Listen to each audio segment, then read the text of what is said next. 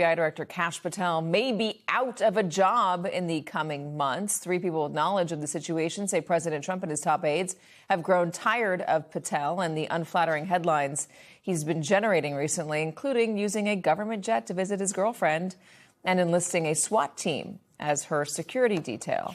Joining us, MS Now Justice and Intelligence reporter Ken Dilanian and MS Now White House reporter Laura Barone Lopez. Both of them broke this story along with Carol Leonnig.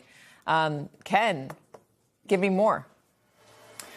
Well, Katie, I should say, first of all the qualifiers apply here. With Donald Trump and personnel decisions, you never actually know exactly what's going on. But we are being told that Kash Patel, the FBI director, is on increasingly thin ice. And the president is considering replacing him by the end of the year with Andrew Bailey, the former Attorney General of Missouri, who is acting now as co-deputy FBI director, along with Dan Bongino. And it's for all the reasons that you just said and others. The use of taxpayer resources, the flying his girlfriend around on the FBI jet, but also the premature tweets, including related to the Charlie Kirk assassination and other investigations, that terrorist attack in Michigan where Patel got out in front of the investigation and tweeted about the arrests before the rest of the government was ready for that to happen. So Pam Bondi and Todd Blanche of the Justice Department have been annoyed with Patel for a long time, although they've publicly denied it when others have reported it. And now it's increasingly clear that the White House is as well. Now, our reporting this may actually enhance his job security, right? So it's hard to know exactly what's going to happen, but that is the reporting at this hour, Katie. Yeah, no, we have seen situations where when it comes out that somebody is being considered for removal in order to prove that that Donald Trump does not have any chaos on his team or in his cabinet, has come out and said, no, of course not. I'm not considering anything. Let me play the president a little bit earlier today talking about Kash Patel during the Turkey pardon. FBI Director Kash Patel has been very busy and doing a great job. Also, thank you, Kash. Was that scripted? Was that always intended to be there, or was he responding to a question, Laura?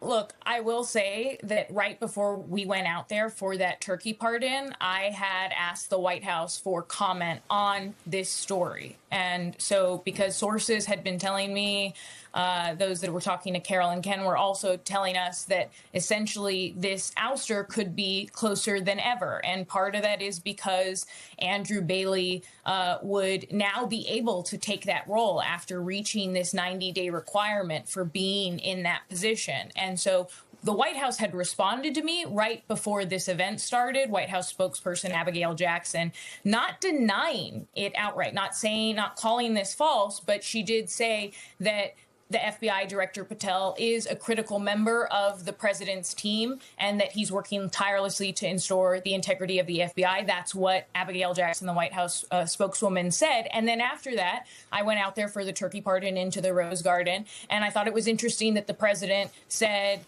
thanked him and said that he was doing a, quote, great job. And then there was some clapping and the president said, see, Kash, you have a following. So was it scripted?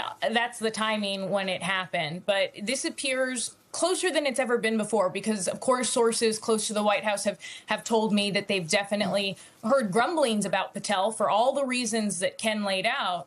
But this time around, more because of the back-to-back bad headlines about Patel's use of government resources seems to really be pushing those around the president and allies to the edge when it comes to Patel, Katie. Yeah, no, what's interesting, Ken, is if we think about the first administration and when cabinet members had been ousted, a lot of them had been accused of mishandling or misusing government funds, misusing government planes, a version of corruption. And I guess this would fall into the same category.